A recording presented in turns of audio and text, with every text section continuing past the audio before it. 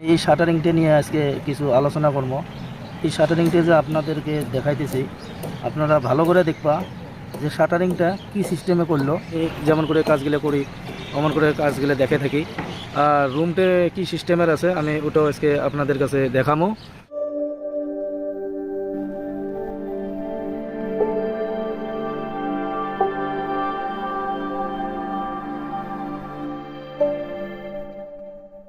Hello viewers, আমি আজকেও একটা নতুন ভিডিও নিয়ে আসলাম।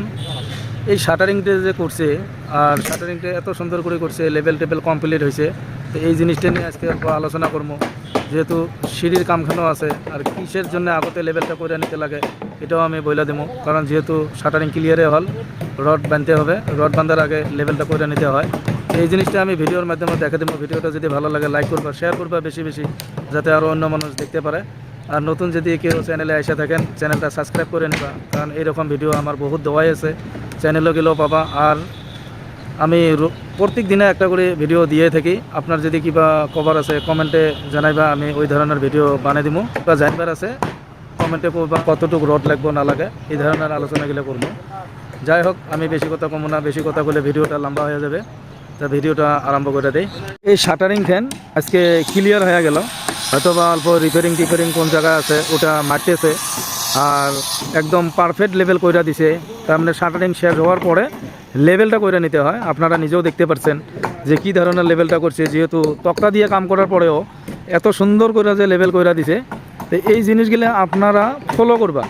তার কারণ আপনাদের যে কাজগুলো করতেছেন কিভাবে করতেছেন, আমি বা কীভাবে করতেছি, তো জিনিসগুলো আমি ভিডিওর মাধ্যমে ওই বস্তুগুলোই দেখাই। মানে ছোট ছোট যেগুলো বস্তুর দিকদার হয়ে যায় ওই ধরনের বস্তুগুলো আমি দেখে থাকি, যে মানুষের কাজ করতে কোন জায়গায় অল্প ডিস্টার্ব হইতেছে, তো কোন জায়গায় অল্প করলে ইজি হবো। কারণ রড টড বাইন্দা যখন লেভেল করবা তখন তো বিম লাইগা যাব, উঠবো না, অমুক হবো না, তমুক হবো না। তার আগে লেভেলটা পারফেক্ট করে নিবা নিয়া, যেমন বাঁশের তলে দেখবা আবার টক্কা বাঁশ ভালো করে জাম করে দিবা, যাতে এটা গ্রাউন্ড ফ্লোরের কাজ লাগে। নেক্সটেরও তো বাঁশটা ভালো করে জাম করে দিবা। দেওয়ার পর এই সিঁড়িখান যখন আমি ছাদে লাগবো, এই জিনিসটি খুব মাইন্ড করবা। সিঁড়িটার শাটারিং করার আগে আপনারা এই কাজটা করে নেবা, যেটা লেভেল করার কথা কইতেছি, লেভেলটা করে নিতে লাগে, তখন কামটা বহুত পারফেক্ট হয়।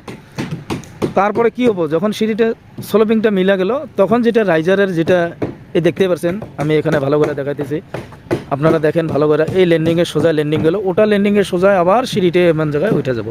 তো এই যে রাইজারগুলো দেখতে চাও, সিঁড়ি ধাপেগুলা, এগুলো একুরেটভাবে মিলে যাব। আর এই জিনিসটা করবে না যে এটা এই জায়গায়, ওটা ফের অল্প পিছনে, ওটা অল্প আগে, এই ধরনের করবে না।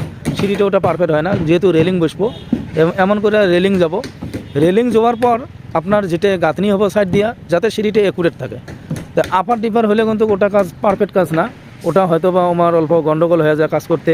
তো যার জন্য আমি ছোটোখাটো জিনিসগুলো দেখে থাকি আপনাদের কাছে। যদি ভিডিওটা ভালো লাগে লাইক করবা, শেয়ার করবা বেশি বেশি, যাতে আরও অন্যরাও দেখতে পারে। আর নতুন যদি কেউ চ্যানেলে এসে থাকেন সাবস্ক্রাইব করবা। আর যেমন করে সাপোর্ট করে আছেন এই ধরনের সাপোর্ট করে থাকবা, আমি এই ধরনের ভিডিও দিয়ে থাকবো। কিবা যদি জানবার আছে আমাকে কমেন্টে জানাইবা, আমি ওই ধরনের অ্যান্সার দিয়ে দেবো। এখানে রড কতগুলো লাগবো, কী ধরনের লাগবো আমি আগে স্টক করে রাখছি। আর বিমগুলো কী পজিশনত বাঁধবো, বা কী ধরনের রিংয়ের স্পেস দিব, কী ধরনের জালি বাঁধবো, কোন জায়গায় এক্সট্রা বার দিতে লাগে, কোন জায়গায় না লাগে, বটমে দিতে লাগে না টপে দিতে লাগে, একটা লাগে না দুইটা লাগে, আমি এই ধরনের ডিটেলসগুলো দিয়ে থাকবো। আর বিশেষ করে আপনারা যে দেখতে পাচ্ছেন সিঁড়িখান এখনও আমি দেখাইতেছি, ভালো করে লক্ষ্য করেন। কি সুন্দর করে উঠে গেছে, আবার এই সেটে ঘুরছে, আবার এই সেটে আসবো। তার মানে শর্ট জায়গায় কাম মেনটেন্যান্স হয়। তার কারণ হচ্ছে এই জিনিসগুলো আপনারা আর্কিটেকচারের কাছে যাবা, ভালো করে অল্প ড্রয়িংটা বানিয়ে নিবা। আর পারফেক্ট ড্রয়িং হিসেবে কাজ করলে কাজটা খুব সুন্দর কাজ হয়। আর কাজটা করার টাইমে অল্প ছোট্টখাটো মাইন্ড দিয়ে করবা, যাতে কাজগুলো এক সাইজ মতন হয়ে যায়। কারণ বিল্ডিং কাম একবারে হয়, দ্বিতীয়বার হয় না। এই ধরনের কথাগুলো আমি আগে থেকে বইলে গেছি, এখনও বইলে থাকবো। আর এই কথাটা আমি মানে যত ভিডিও দেখবা আমার এই কথাটা থেকে যাব। তার কারণ এই ধরনের ভুলগুলো আমি পেয়ে থাকি। যখন এই জিনিসটা সমান হবো, তখন যখন ছাদে সিলিং প্লাস্টার করবা, তখন কিন্তু পারফেক্ট হিসেবে প্লাস্টার হয়ে যায়।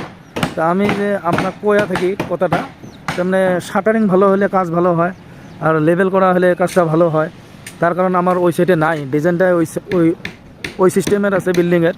তার মানে এটাও ব্যালকনি হবো, এইভাবে এইভাবে ডাইরেক্টলি এটা কমপ্লিট ব্যালকনি। তারপরে দেখো ওইদিকে ফির নাই, ওইদিকে আবার সাজা একটা বেড়ে গেছে। 2 ফুট করে ওটা ওয়ার্ডরোব হবো ওখানে, যেহেতু ওটা বেডরুম হবো, টয়লেট আছে ইফালে দুটা, একটা অ্যাটাচ টয়লেট, একটা কমন টয়লেট, যেহেতু প্রাইভেট ঘরের কাম। তো এই ধরনের কাজগুলো আপনারা ভাইবা চিন্তা করবা।